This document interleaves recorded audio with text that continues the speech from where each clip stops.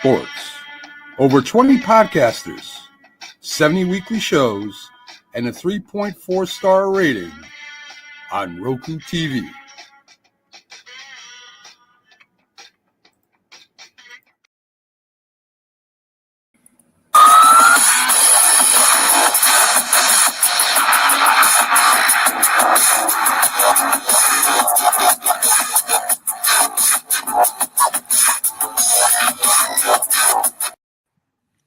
Hi, everyone, and happy 2024.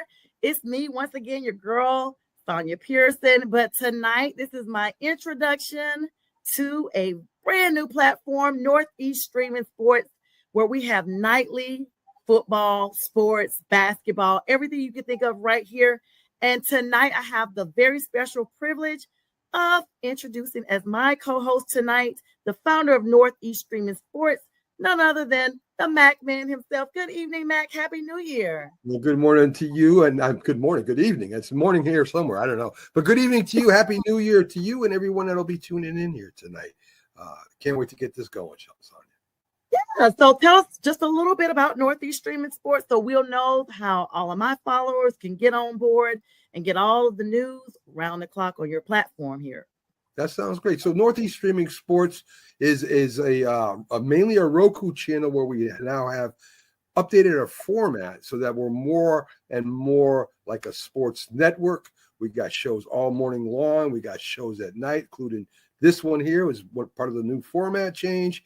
We got Sonia doing her thing at night. We got the Philly sports guy, Jamie Aggs, doing her afternoon show, and me and my long-time co-host, Jack, started off in the morning.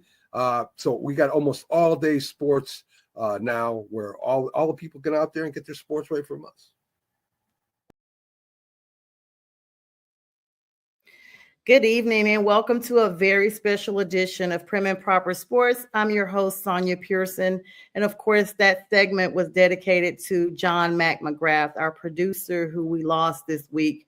Rest in peace, Mac. I'm so grateful for the opportunity to join National Streaming Sports Network. Also, make sure you guys download the Roku app so you too can be in the know when we are live with sports 24/7 without the cost of cable.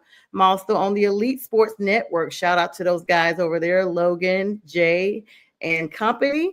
And I'm also on the Huddle Sports Network. So I am everywhere. And as they like to say, I'm not hard to find. Speaking of not hard to find, have a very special guest on tonight. Now, this person is going to be a very, very well-respected guest tonight because he comes with a voiceover background and he is a professional voiceover as well as professional storyteller and just a lot of things. And we're going to go ahead and sit down and have a conversation with him. And he also is an Eagles fan, guys. He's a Philly sports fan. And so we're going to come and get to know him tonight for the next 50 so minutes. And without further ado, I would like to introduce to you all none other than Matt Nelson. Good afternoon. Good evening, Matt. How are you? I was going to say, I hope you're not in Hawaii. I was in February for my birthday, so it would have been afternoon. Nice. Nice. You're making me homesick to go back there now. So, Matt, welcome to the platform. Welcome to Prim and Proper Sports. Thank you so much for having the time today to come and sit down and talk with us. Professional storyteller, sports announcer, former voice of the Harlem Globetrotters, of course. I'm coming with a plethora of experience in that degree. Of course, now you are now currently serving as the stadium announcer for Westchester Soccer Club. Real Central New Jersey Soccer, FDU, Columbia University, Manhattan University, and St. Thomas in Guidas. I mean, just a lot there. You're a busy, busy person, Matt. Busy is an understatement. And St. Thomas Aquinas. Don't worry, you're not the first person to make that mistake. Aquinas. I'm from the South. We're saying Aquinas. And the thing, we had this conversation before we went live. We did. Sorry. Yeah, so tell us a little bit about yourself. Start from your days as the former voice with the Harlem Globetrotters, of course, and bring us up today. I think it goes even before that, because a lot of people who have known me since, the teens and early 2000, well, I should say late 2000s through the early 20 teens. So I went to college to be a sports broadcaster. Did my 2 years in a community college atmosphere, then went to a 4-year school for my last 2 years. Got my bachelor's there, Rowan University, go Profs. I dabbled a bit in sports broadcasting, tried print journalism out for about a year after college. Ultimately, sports broadcasting was not the way for me to get myself out and about and, to my ultimate destination. So I kind of fell into my lap, so to speak. One of my colleagues who used to work as the head of sports information at Felician University, he put me in touch with Mark Frotto, who, if you don't know by now, he is one of the big time names in public address announcing. He does the Wizards, the Commanders, NYCFC. He's a boxing announcer, but he's also known for running Lineker Media. And he helps folks in the sports industry pick up all different types of work, freelance, part-time, full-time, you name it. And he's got his own listserv. It's a very, very low cost yearly subscription. And I thought, there's a gig at St. Peter's University that had an opening for a women's basketball game. Let me call them up and see if that gig is still available. And it was. And I realized the longer I did it, the more I actually enjoyed it. There was not as much preparation going into those games. Sports broadcasting takes hours upon hours. It's a bigger grind, but ultimately it just became more of a natural thing for me. So It's definitely, because you think about it, they always say if you find a career you love, then you're never going to work because it's something you actually love. It's not like you're going to a job. And so to know that you kind of found that niche early on, and you do bring up something really interesting that I never really thought about. Of course, there's a lot that goes into sports announcing. We sit here and we hear the narration and the commentary of all the games, and we're like, how do they know all these players? How do they know all these plays? And so, for you to go in and find your niche in the proper area, it kind of was the best of both worlds, right, Matt? I feel like sports has saved my life, in that it helped me get through a really difficult time personally. I won't get into all the details right now, but I've always known that sports has been something that I just enjoy being a part of. And I feel like if I'm not in sports, then what do I do?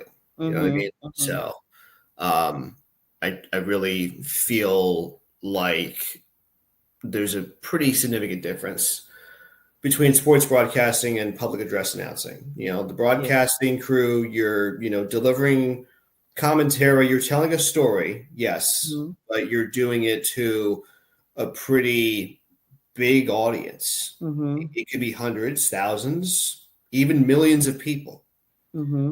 Whereas as a public address announcer, you're not necessarily delivering your voice to, like a Super Bowl type crowd, right? But you are delivering it to the folks who are there live and in person to, watch their favorite players, maybe their significant other, or maybe it's a much different environment, but it is something that I've come to grow and love with a lot more passion and excitement and energy over the past several years. Yeah. And, you brought up something that, for me personally, because I always, when I bring guests on, I like to always kind of, chat with them a little bit beforehand, but everything is unscripted. But I like to kind of identify and connect with my guests as well, not just, kind of like I'm inviting you into my home. We're sitting down for a nice cup of tea or coffee or whatever your beverage of choice is, and some snacks, and we're just conversing.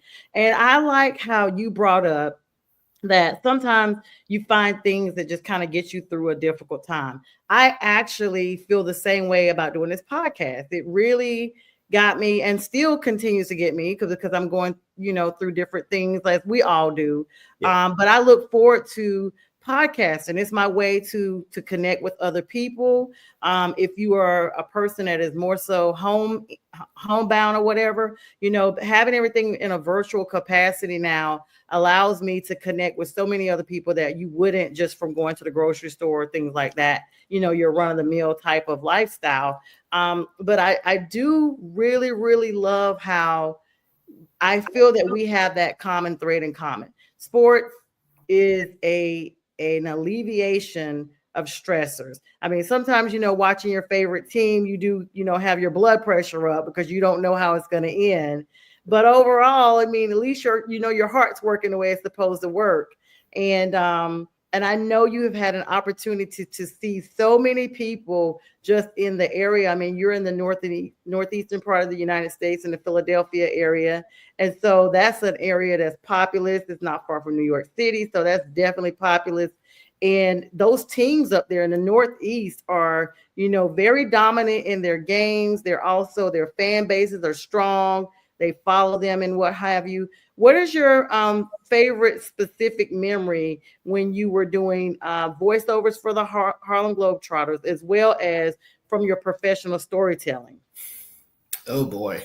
I've got a couple from my time with the Trotters. My first year was pretty much a Northeastern based tour, including Canada, but there were a couple of days where we got the opportunity to go to Indianapolis. Mm-hmm. One of my biggest special interests is motorsports, specifically NASCAR. And so I made a note to visit Indianapolis Motor Speedway. A lot of rich history between the Indy 500, the Brickyard 400, back when Formula One would hold their Grand Prix here in the States. I knew I had to go there, and it was just an absolutely amazing time. Yes, I was the only one there, and it was January, so I was the only one who got a tour of the track. I was the only one on the bus, along with a tour guide and the driver. But, it was pretty surreal, just going to a place that has so much history. The following year, it was a combination of games in the Midwest, the West Coast, including Canada. I was supposed to go to the Great Plains, but I had a hernia 2 weeks before the end of what ultimately turned into a shortened tour because of COVID.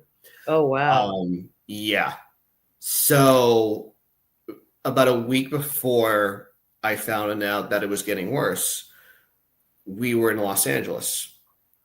It was 2020, so it had been several weeks since Kobe's passing. Mm-hmm. So that was not just right. So he passed away in January. We played at Crypto.com Arena on President's Day weekend. Oh, wow. And it was such a special, it was a very big weekend, not just the environment, but the Globetrotters played tribute to Kobe. I believe every Globetrotter player wear the number 24 to honor his legacy. Oh, wow. So, yeah, it was a very, very emotional moment to, make that announcement in front of, I think we had about 10 to 12,000 fans in the building that day. But just to be a part of something that was really just a big deal for us that day and for the entire LA community was really surreal. Yeah, LA has their own way of embracing him as well. And of course, they made several tributes to him throughout that year. I actually went up to LA later that summer and they were still doing a lot of tributes. And I went by Staples Center and saw, the things that they were doing. This is, of course, during COVID, when you're traveling like that, the traffic is is great. Like I felt comfortable driving in California, and most of the time, all the times I'd visited before, I was terrified. Even considering I drive in Atlanta, California driving is just something different. You must have lucked out. I went in June, and it was much thinner than I had remembered. It wasn't crystal clear, but it was much thinner than I had originally experienced. And my flight wasn't even that bad. I think this is right after the country kind of shut down. So but those are definitely two special moments, and I'm sure etched in your memories forever. And just those types of memories that we can connect with events. Like I'm a historical person. I love history. I mean, I read up on a lot of things, and I just feel like history is a way of remembering people and events so that they never go away. And so thank you so much for sharing those very powerful stories. Now, in your current role, what do you do on a daily basis with the soccer club there? I mean, you're working in several capacities with them. Are you doing announcements with them? I think the better question is, who am I not working with? I know. I was like, okay, I'm surprised someone's not calling you right now. That's why I'm very grateful that you found time to get me in here tonight.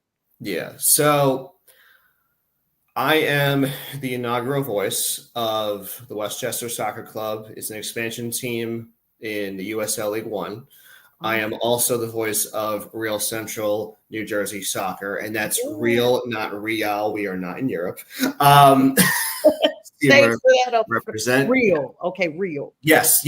I was educated before my very first game, and I can thank Jeremy Ryan for that.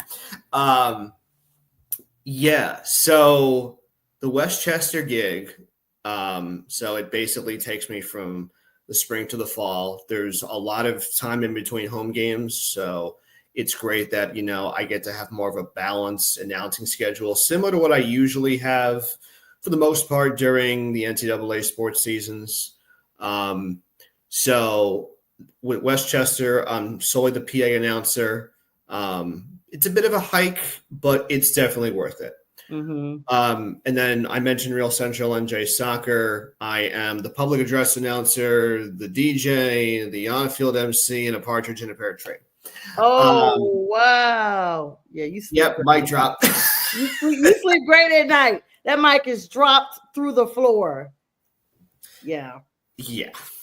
Definitely always on the go. What was that? I said you're definitely always on the go. Like that's awesome. Like that's how you stay young and stay relevant, to just stay busy. Like that's how you are, That's how you got to be. Yeah. And the cool thing about this gig is it's close to home. I grew up in Mercer County. The games are at Ryder for now.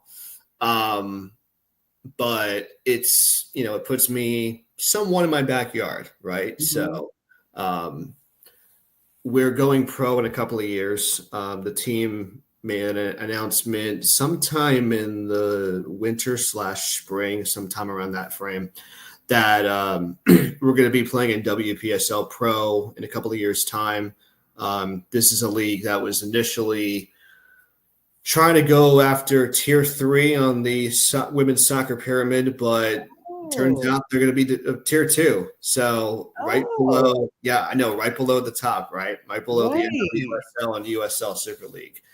The men's team's got some work to do. I can't say exactly what is going to happen with them, but I know they're definitely heading in a direction that's going to enhance the soccer community throughout the central New Jersey market. Right now, there's no professional soccer clubs in Mercer County or central New Jersey for that matter. I don't know if there's ever been one. Yes, you've got the Somerset Patriots. The Trenton Thunder are technically still a professional baseball team. See how many sports I'm flipping and flobbering about. Technically, the Jersey Shore Blue Claws are in the central New Jersey market, even though it's more of a Jersey Shore thing. But yeah, there's not, to my knowledge, a professional soccer club in the central New Jersey market. So it's definitely going to enhance a lot of this part of the sports industry. And I think people should be paying close attention to how they're going to really attract a lot of soccer fans, maybe fans who are not soccer fans right now, and they're going to become soccer fans pretty soon. So yeah, that's what I've got going on this summer. I've got a couple of other soccer clubs that I'm going to be starting up with in about 2 to 3 weeks or 4 weeks. Oh, wow. Real quick. Yeah. Most of them are going to take me until about July. But it's going to be a lot of soccer, a lot of time to rest my voice in between when I got to jump on the mic, but I'm really looking forward to it. Yeah, and it's funny you mentioned that, because I was just thinking, soccer and hockey, I mean, those seem to really dominate the Northeasterners. It's a geographical thing in the coast, in the United States, coast to coast, the South, the Midwest. It's like everybody has their niche. The South is known for baseball. Everyone says that. And of course, the NFL. But we all are, and I've had people on my show that actually talk about, and they're all from the Northeast, because, this platform actually started out, National Streaming Sports was Northeast Streaming Sports, because the production team is from Windsor, Connecticut. And so I know how often that they, what's up, Steve-O? The shirts made me think this was a Niner channel. Yeah, I know we both got on red tonight. Steve-O, thank you for joining us as always. We think about it like this, Matt. They will soon be, if they are not already, because so many fans are literally like, it's okay and it's actually acceptable to love other sports, because sometimes, unfortunately, and being a Philadelphia fan, you'll end up with a Joel Embiid situation like the 76ers. So you may kind of back off from the basketball for a little bit. And then, but then you got your Eagles riding high. So we're going to delve into your sports acumen here, because I know that you are super excited being the world champs as an Eagle. Fly, Eagles, fly. I know you can't see my hands, but I got to do it for Eagles Nation. I got it. Listen, they're out enough, and we know what the Bird crew is doing. First of all, I know it's a rhetorical question, but to know that the Eagles have gone and done it once again within the last decade is something to be definitely in honor of. I think it's even better that they've won 2 titles in the last, what is it, like 10 years? They win, 7 years. Yeah, it's some low digit number, but I think what a lot of people are, have been missing out on is the fact that the Eagles are just, they're a different breed. They're a different animal. They're a different fan base now than they used to be. I think people are going to continue to look at them as a very underrated fan base, simply because people just talk, what about them. I don't know if I'm allowed to curse on this platform, but I appreciate you asking. You have no idea how many people get on here, and then I'll get a nice little message from YouTube about language or something on Facebook. I'll get a warning. So. There's a fine. Yep. They'll be like, I literally don't even make all the qualifications for monetization. I meet like part of them, and they're already like, somebody's seriously hawking my page. Like, I can't even stream to my personal Facebook tonight because it's suspended. So, yeah. Yikes. I think it'll be back up after midnight. I'm like, listen, for that little $5 you guys are sending me, please leave me alone on my page. Literally $5.52. Wow. Where were we? But yeah, so we're talking about the Eagles. Yeah, and the fan base at Philadelphia sports. People are going to continue to hate on us. You know what? We're going to continue to do our thing, and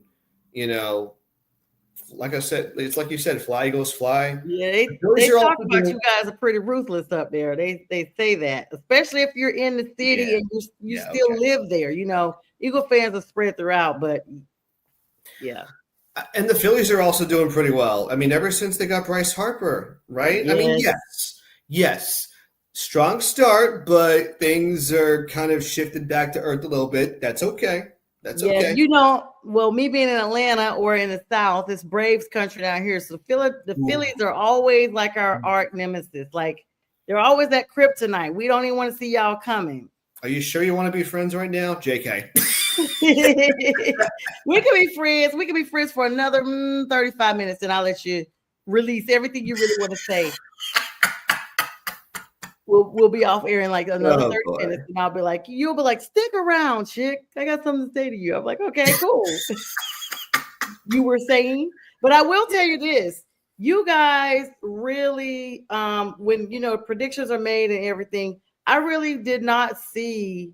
Well, I saw the Eagles up there, but the previous season, when you guys allowed Tampa Bay to knock y'all out that first postseason game, the wild card or something, was ridiculous. I know a lot of stuff was going on. They said in the locker room behind the scenes with Jalen Hurts or whoever. But it looks like it started on the last half dozen games of last season. Oh my God, that was such. Yeah. It was painful to watch. But I mean, I will say, I think the entire country was super excited, unless you live in Kansas City, that you guys beat the chefs and the refs. That's what I like to call them, chefs and the refs. Because you guys had to beat two opponents, and you guys blew them out like they didn't even get off the plane. I mean, I was enamored. I was just so happy. You would have thought the Panthers were playing. I was so excited that you guys won. But I will say this. Before I let you talk, let me just say, I think the Chiefs were not ready. That game was over after one half, even though the Chiefs scored points in the second half. Okay, yeah, they weren't going to win anyway. You were saying it was shocking though. It was like, but I always thought the Chiefs look kind of just like they've lucked their way into the whole season anyway. I never really thought they were going back to the Super Bowl. I didn't think they were that good of a team, but they just were able to just throw these crazy wild balls, and Travis Kelce was dropping all his passes, but they were still able to make it happen.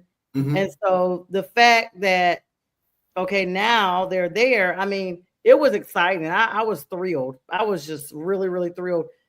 You guys played the Commanders for the NFC Championship game, a team that's in your division that you'd already seen two other times. And Jaden Daniels was looking amazing until he wasn't. And I really felt like I wanted Detroit to be the ones to play you guys. I never saw Washington, with a rookie quarterback coming at this hard, actually. I didn't expect Washington to make the playoffs in the beginning. I thought it was going to be another season of Eagles versus Cowboys duking it out for the NFC East. Nope, the Cowboys. In typical fashion. And they got George Pickens today from the Steelers, so they think they're about to take it back 90s style like Michael Irvin, with him being teamed up with CeeDee Lamb. So yeah. I will say that as long as Jerry Jones has some sort of role with the Cowboys. Yep, control. Stephen A. Smith can continue to bash about them boys for as long as he is around. Yes. He's not relinquishing control. There's a clip of him saying he didn't spend all that money to relinquish it to anybody. And I mean, Jerry is like 80 something. I mean, they will not, he will not relinquish control. And I don't know. I still don't see them going beyond 12-5. I'm going to be honest with you. That's where they seem to be stuck. That's their happy median. Well, then how do you think the Eagles are going to do? So the Eagles, let's just be clear. You guys just restructured Dallas Goedert's contract today. So that's going to be great because they had been in an impasse with him for quite a while. So that means you guys are keeping him. Mm-hmm. He's solid. I think the Eagles, I mean, I don't see you all falling out from anything, honestly. I mean, your schedule is going to be tougher. The schedule release comes out here next week, May 14th, if I'm remembering correctly. And but the same usual suspects within your division. Then I think you guys may be playing the AFC this season. I know we played you guys all last year, and I think we play you guys again next year. Let me see. I don't know whose turn it is. Was that? I said, yeah, the opponents. So it's gonna matter. Let's pull you guys' possible schedule. That will give me some indicators as to, predictions. But the Super Bowl, the champs always have the harder schedule going back. I know the Eagles open up outside this country. Hooray for going to Brazil. What was that about last year when they did not? Somebody lost their job because they went to Brazil and it came out that like the main gang colors over there are green, and the team couldn't even go into certain areas during the week because of the restrictions. What restrictions? The Jets. Who opened last year? The Eagles over there. The Jets. Whoever had green, they could not. Maybe the Packers. I could be wrong. Yeah, I can't. God, I can't remember. It's been a lot of, let's see. Opening season for 2024 was in Brazil. There were 2 teams over there. And I remember reading that they could not leave their hotels. Okay, the Chiefs were over there. The Ravens, not over there, but the Chiefs and Ravens opened everything up. But let me see who went overseas. Packers, you were right. Let's see, hang on. Was it Packers? 2024 opening day in Brazil. Well, the Eagles played the Packers last year in Brazil and won that game, high score. Yeah, green on green. I don't know. I could be wrong. Are the Eagles playing overseas this upcoming season? Let's see. Now, in 2025, they're saying the Chargers are going this year over there. They're selected to the team to go to in Sao Paulo, Brazil, as part of the international games. They don't have it where let's see, they have a list. So I can teams. Good. No, you're good. I have a list of who the Eagles are going to host and who they're going to travel towards. Oh, that's perfect. So who you guys got? So obviously the 3 usual NFC East suspects. Mm-hmm. Home games will be against the Lions, the Bears, Raiders, Broncos, and Rams. And then they'll travel to the home of cheese, Green Bay, Minnesota, Tampa, KC, the Chargers, and the Bills. Y'all playing everybody that was in the playoffs. That's exactly what your schedule looks like. When you play well, you got to play some of the best to get even better. Exactly. Except the Raiders. But it's so odd that you mentioned that all of those teams have, they have new coaches or a new quarterback. Most of those teams, except for the Chiefs. You got the Raiders. You guys look, you're playing the whole AFC West.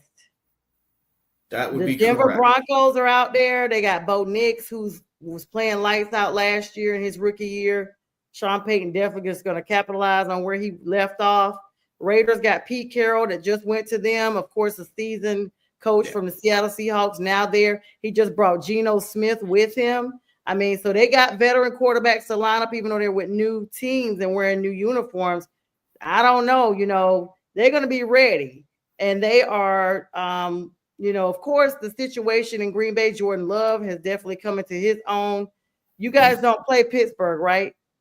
Nope. We don't have the AFC East. They're the only ones, but you guys are playing Minnesota. They don't have, they don't even have Sam Darnold there anymore. And he played really good, even up to the postseason with them. I think the Eagles are going to be all right. I think we're going to be just fine as long as, no one big goes down. What week do you guys play Detroit? That's the game I'm looking for. Well, I don't know because the schedule. Oh, yeah, that's right. That's right. You guys play them on the road or at home? Detroit, you said? You tell me the Lions, right? The Birds are going to host. We're going to be hosting Detroit this year. Okay. Well, that might work out in y'all's favor if they're coming to you all because, the Lions really wanted to have an opportunity to play you all in the postseason, but then they didn't show up at the game with Washington. So there's that. About that. Yeah. Like I said, I think Philadelphia is going to be just fine. I don't see why they won't make the postseason unless someone big goes down or the chemistry is off like it was late in 2024/2023. But yeah, I'm not concerned right now. It's May. Yeah, it's just OTAs and all that, but they're always talking NFL, but nobody wins the game in the off season. You're right. No one wins that game. Everybody's 0-0. I will say this, the Giants actually, according to the indicators out here, have the most difficult schedule this year. The Lions are behind them. Actually, they have the third most difficult schedule, and the Browns, believe it or not, are having the second toughest schedule. And the other teams behind the top three then falls the Eagles and the Vikings. So I don't know. I think they're using AI or something like that now to generate these schedules. It's not always, yeah. You're bringing hold on. You're bringing up artificial intelligence to someone who uses their voice for a living. Yeah. Oh no. They are bringing it. They are bringing AI. No way. I mean, they're also doing it like to measure the first down. I mean, these are new rules that the NFL is implementing because they want to try to bring AI in there. And I'm like, yes, but who's training AI? We are. So AI is not 100% proof. But like for first downs, you know how they come out and they move the chains? Yeah. That's going to be replaced next season with AI. Okay. Yeah. You didn't hear that, Matt? You didn't? They just released that a couple of weeks ago. You probably missed it. It's been. I probably did, but you know what? It's like I said, you bringing up AI to a voice actor. I know. I'm gonna stop. I was just really trying to tell you how they generate the schedule, because people have tried to say that it's fixed, and all this, or like you said, there's haters because this team previously won, and so we're going to make their schedule more difficult. But it's not that. It's the fact that it's just generated. I'll say computer generated. We'll say that. So what I can tell you, and I don't know if this will actually happen later this year, AI is supposed to be assisting NASCAR with how they're going to go about generating the 2026 schedule. Oh, Lord. I mean, I'm glad that they just announced that next year's championship weekend will be at Homestead Miami Speedway. Great venue. Start in Florida. I know where it's at. Yes. You've been to Homestead Miami Speedway? I've got family that live in Hialeah and Miami, and one cousin that lives right outside Homestead. So I know exactly where the area is. Yeah. Great venue, great racing. But they're also going to start rotating where championship weekend is going to be. Oh. No one's going to know for a while. I used to live by the International Raceway in Richmond, too, right in here in Henrico County in the late 90s. Okay, I lived now there. I'm even more jealous of you. Yeah, I used to live there. Let me tell you something. During race weekend, it was no sleep. And originally, I'm from North Carolina, and my hometown is like 30 minutes from Rockingham, which is Hammerdown Speedway there as well. They had such a great outcome on Easter weekend with the Craftsman trucks and the Xfinity Series there. Oh, wow. I got a feeling NASCAR is going to be back at Rockingham for a long time. I don't know if the Cup Series will be back. I believe they will eventually put the Cup Series back at that track. It's just a matter of when. So I mean, it's such a rural area, so to bring that type of venue there, and to bring that type of like the crowds, the businesses, it's kind of like what the locals use, like to kind of like live off of, so to speak, the revenue from that for months to come, just from all of that. Because if you ever go there, you'll be like, why do they have, like, how is this such a big place? Because it is a very rural area, very rural, very off the beaten path area. Yeah, I can guarantee you a lot of people who live here in the U.S. have absolutely no idea where Rockingham, North Carolina is located. Yep. But I know it's in Scotland County. It is about 30 minutes, maybe not even 30 minutes from my hometown of Red Springs. And when I go from Charlotte to Lumberton, which is my home county area. I drive right through Rockingham because I'm coming from Atlanta to go to Charlotte to see family, and then I cut across 74 East. That runs you straight through Rockingham, people. So while we're on the topic of the Carolinas, I'm actually going down to, I don't know if you're familiar with Burlington, are you? Or the Greensboro? Did you say the Burlington? Yes, Yes, ma'am. my sister lives in High Point, Greensboro, Triad area. So there's a summit for public address announcers coming up this July. Oh, cool. I know, first time I'm actually, going to one of these events. But so what would you suggest if I was looking for a bite to eat, maybe some scenery, check out the area during my spare time? What would you recommend? So you got to go to Logan's Steakhouse. That's like the little southern food. You got to get a taste of that. I know you guys don't have sweet tea in Philadelphia. Sweet tea is a thing of the South. Hold on. Who said I was in Philly? You're in the Jersey area. Jersey, Philly, New York. None of y'all have sweet tea, right? I mean, it's probably nothing like sweet tea down there. Now, yeah, you guys have flavored tea. We got good pizza and good bagels. Yes, I know the pizza. I have not had the bagels. I've been in New York a couple of times. I always have the pizza. I feel like it's healthier because it's thinner anyway. But if you go to Chicago, they're going to argue against that because I've had Chicago pizza too. So I'm a big traveler. You probably figured that out. Hashtag deep dish. Hashtag deep dish. Yes, Giordani's. They have the great deep dish pizza right over there by the airport, Midway Airport. I don't know about O'Hare, but I know going towards Midway, they got one.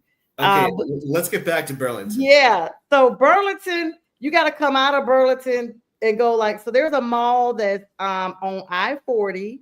If you could get to I-40 and get to the outlets / the mall area, I think it's called South Lake or South something mall. I'll definitely send you the address.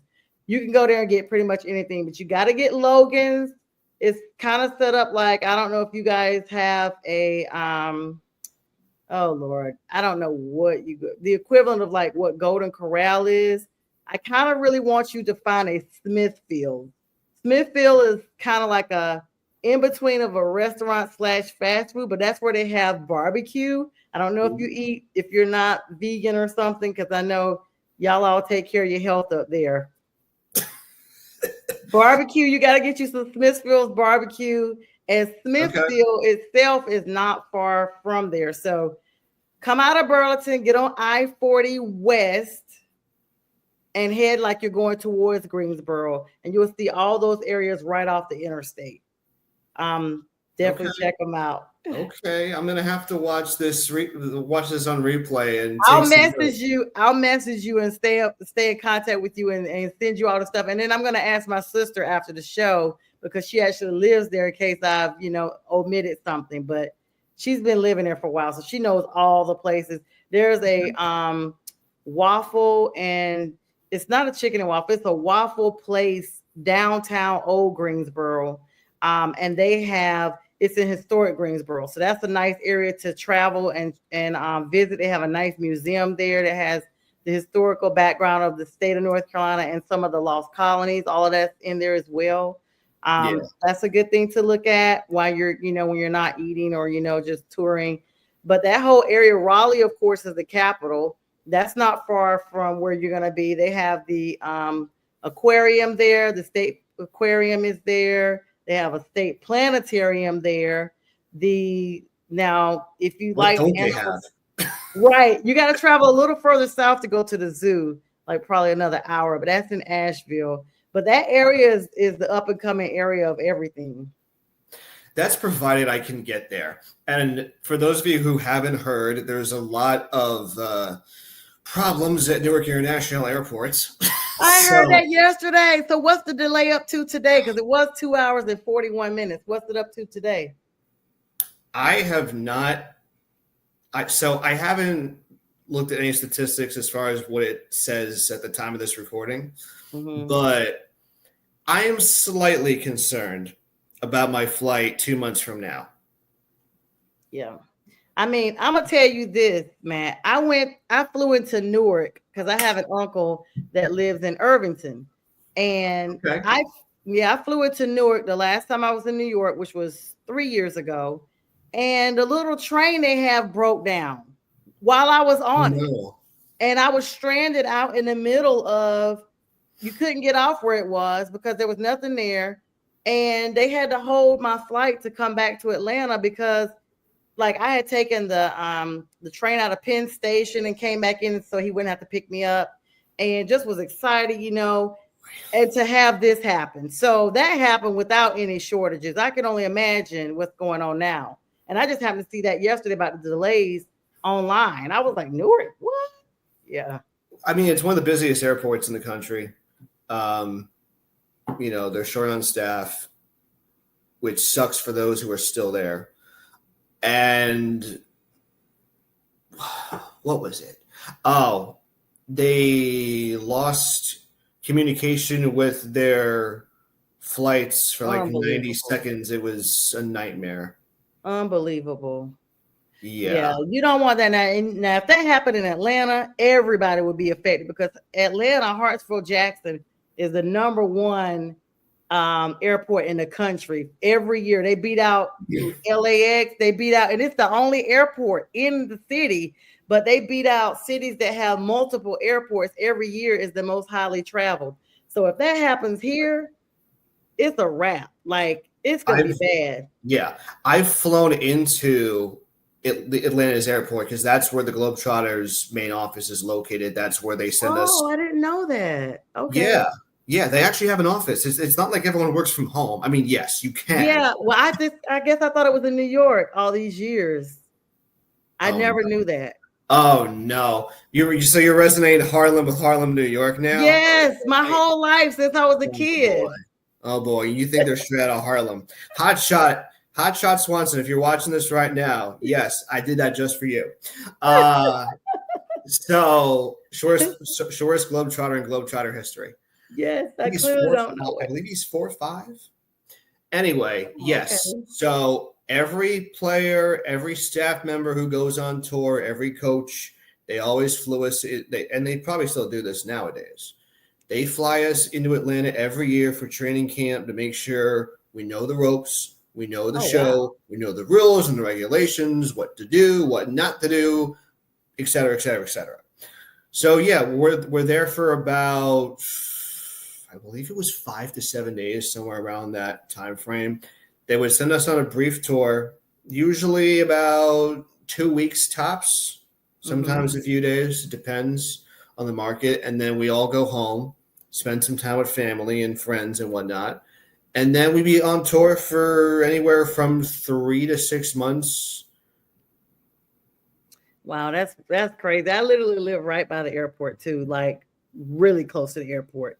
And like that is just so amazing. I never knew that. So what time of year do you all usually travel down here for that? What, for training camp?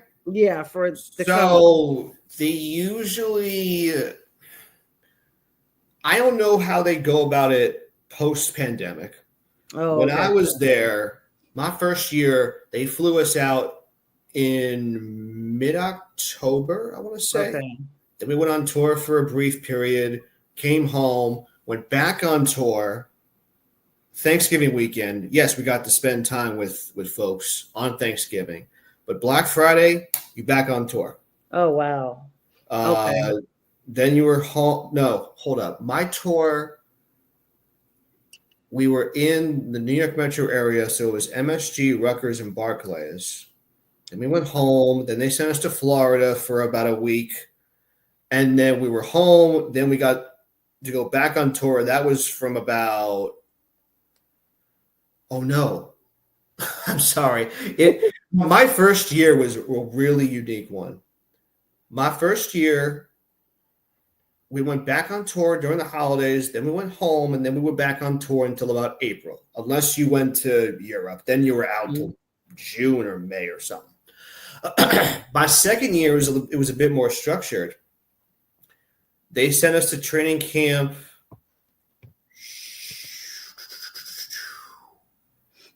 It was sometime in late November. Oh, wow. So like basically the holidays. I mean, again, they allow us to, spend time with folks during Mhm. Thanksgiving, but after that, You're back, yeah. yeah. Is it like are you working 12 months out of the season, or is it just during like do the Globetrotters have like their own season? Most of the games happen similar to an NBA season, if Okay. not including the playoffs. Obviously, the Globetrotters don't have the postseason, right? When I was there, and it's probably the same nowadays, most of the games happen during the late fall all the way through the spring. Okay. Obviously, if you go to Europe, you're out for a little longer. There were some abbreviated tours where they would send people to random places. They used to have a tradition of going down to Wildwood, New Jersey, and AC for several days. Part of it was because of player tryouts and then a kids clinic. I don't know how they're structuring that nowadays. I know they went to the American Dream Wall. Thank you for coming to Jersey. They were there for several days. They played on the same rink as the Metropolitan Rivers used to compete at. So that was pretty insane. I didn't go, but I was about to ask if you had gone. I would have. I think I had other stuff going on during that time frame, but yeah, nowadays, it's similar, but they probably have a new way of going about, how they structure their tours during the slower times of the year. Yeah, that's got to be really interesting. And I mean, I wish my dad was here to see this interview, or my uncle, because they're the reason why I got like really into the Globetrotters. I mean, all the tricks they did with the balls, and of course the whistling. I mean, it just had to be really exciting for you to be able to see all that up close and personal. It was a very unique experience, going through, the same show. I tell people I was on tour 8 days a week. Because it's every day. It's the same show repeatedly for you. With some slight adjustments that, we work on behind the scenes before the crowd shows up. But yes, for the most part, we were nonstop whenever we were on tour. We get a break every now and then, which is great. But when you're on tour, you gotta be focused. Yeah, I will admit it was not an easy time for me. A lot of it had to do with the fact that I had to make all these adjustments given my roles and responsibilities. I wasn't just the announcer. There were times where I'd play music to help out with pre-game and halftime performances. I had to help with pre-game setup and post-game teardown. That's a lot. They actually had you helping out with that. That right there is a lot. The setting up and taking down is just. I'm still doing that with Real Central New Jersey. Wow. That's why you're in good shape. Because that moving stuff is no joke. I mean, I'm always the person, I'll come and support, but I do not want to do the cleanup or the setup. You just have to call me later. Oh boy, they would not hire you. I know. I'm like, I'm so sorry. I have a bad shoulder. But I mean, I really do. But still, I would just be like, yeah, I don't know what this is about, Honestly, it was a very unique experience for me in both in good and bad ways. I think with the amount of adjustments I had to make, given how my brain's wired, that was the biggest challenge. Yeah, I would probably think the same thing, because for me, it's like I just need to know every day what I'm supposed to do. And I probably would be kind of like the monotony of seeing the whole show. But then you get to travel, you get to see everybody's, reaction. What's the furthest trip that you guys travel? You guys travel all the way to California, right? Let me just, I want to clarify your question. In which geographical direction? Oh, well, geez. I guess you guys go all over, right? Okay, so the furthest north was probably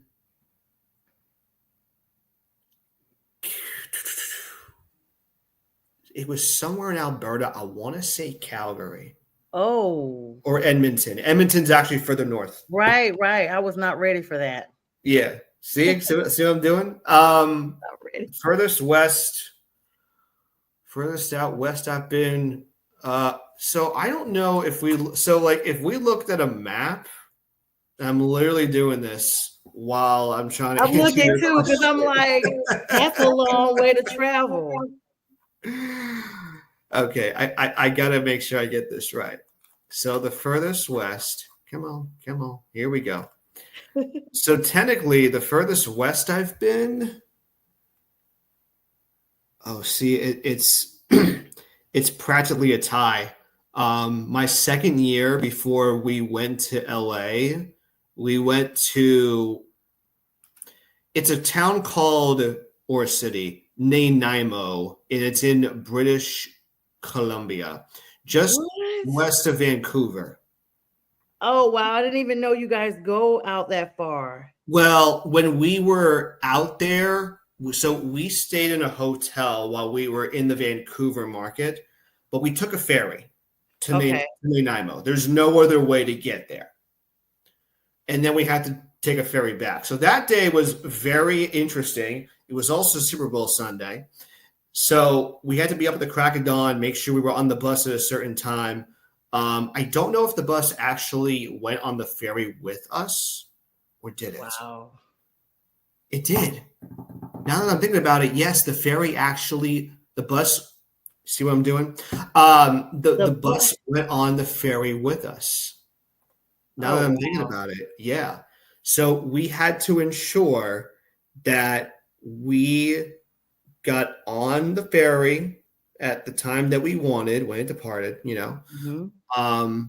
And then we had to catch, I forgot what time the ferry went back to Vancouver, but there were some parts of the show we had to cut out. Oh, wow. Yeah, so that we can speed things up and get back on the bus so that we didn't miss the ferry. Otherwise, we'd be waiting on the island for another hour or two. How long was okay. Yeah. See, is that like, so in Seattle, they have this area called Vashon. I used to know a coworker that lived there. They had to take a ferry from Seattle over to this island.